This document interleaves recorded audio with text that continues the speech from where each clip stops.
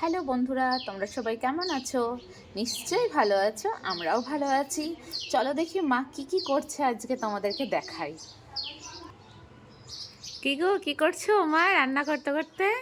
এই যে আমার নাতির এইগুলো সব কেচে দিলাম, কেচে পরিষ্কার করা হলো। এবার একটু মেলে দিচ্ছি, তাহলে শুকিয়ে যাবে তাড়াতাড়ি। ধরো এই যে হ্যাঁ, পুচকুর সব ছেলের কাপড় জামা চোপড় কাপড় জামা এগুলো সব। এইগুলো সব মেলে দিলাম। রান্না করতে করতেই তো করতে হবে, না হলে তো দেরি হয়ে যাবে। হ্যাঁ, কিছুতেই শুকোতে চাইবে না। এখন শীতের রোদ শীতের না। সময় রোদ হ্যাঁ, হালকা মিষ্টি। এখনো তারপরে পুচকুকে তো ঘুম পাড়িয়ে দিতে হবে হ্যাঁ, দোলনায়। এই তো চলো। চলো। আচ্ছা, দোলনায় শুয়ে দেবো, ঘুমিয়ে গেছে। হ্যাঁ, দোলনায় শুয়ে দিচ্ছি, চলে এসো দেখ। এই যে আমার পুচকু সোনাটা দোলনায়। এই যে ঘুম পাড়িয়ে দিয়েছি, তাও নড়ছে, মনে হচ্ছে এই বোধহয় উঠে যাবে।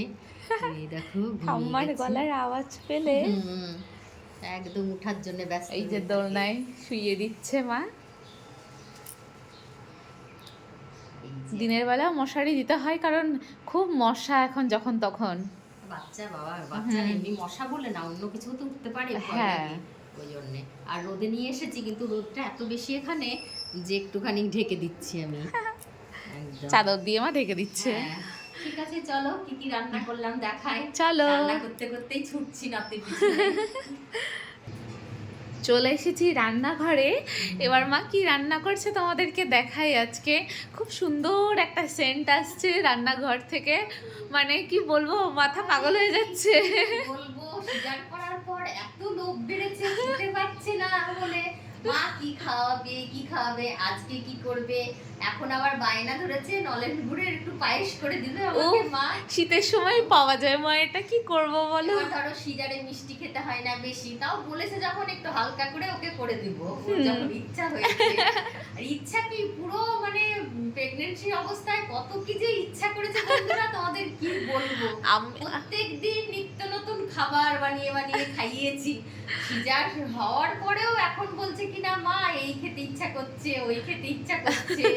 এত পাতলা খাচ্ছি না, এখন কি করব মনে হচ্ছে একটু কি করব, কিন্তু যাই হোক ছেলের জন্য এখন মানতে একটু হচ্ছে। সুস্থ হয়েছে, আর অমনি কি খাবো কি খাবো, আরে খেলে তো হবে না, বেবিও তো মানে খায়, এখন কিছু করা যাবে না। হ্যাঁ, একদম। চলো। হ্যাঁ, কি এরকম করলে রান্না আজকে? সকালবেলায় তো রুটি আলু পেঁয়াজ ভাজা করে খাইয়ে দিয়েছি তোমাকে। হুম, তারপরে ভাত নামিয়ে দিয়েছি। হুম, আর এইদিকে বাঁধাকপি, এ দেখো মটরশুঁটি দিয়ে বাঁধাকপি তরকারি করেছি। এটা একটাই একটাই মিষ্টি কম, একটাই মিষ্টি বেশি আছে। যে যেমন খেতে চায়। হুম, হুম। আর এইদিকে দেখো কি করছি। হ্যাঁ, এইটা হচ্ছে আজকে স্পেশাল। এই যে দেশি মুরগির আলু দিয়ে ঝোল করছি। দেশি মুরগি কি দারুণ সেন্ট আসছে। হ্যাঁ, দেশি মুরগির ঝোল, আর কিছু লাগে না মা।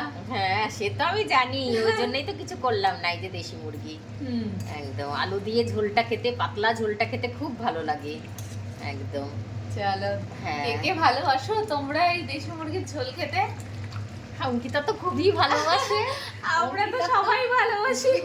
আমার ছেলের তো আগেই খিদে পেয়ে যাবে আজকে দেশি মুরগির ঝোল। হ্যাঁ। একদম বলবে মা, মানে এমন কি ওর এত ভালো লাগে খেতে, এই একটু পরেই বলবে আমার ভাত দিয়ে দাও। একটা নামা বাজতেই বলবে মা স্নান করবো না, তুমি আমাকে আগে ভাত দিয়ে দাও। একদম ঠিক আছে, ছেলে মতো। এই তো চলো, আজকে, হ্যাঁ এই যে আজকের মতন আজকের এই হয়ে সব গেল। মেনু হয়েছে। ঠিক আছে বন্ধুরা, টাটা।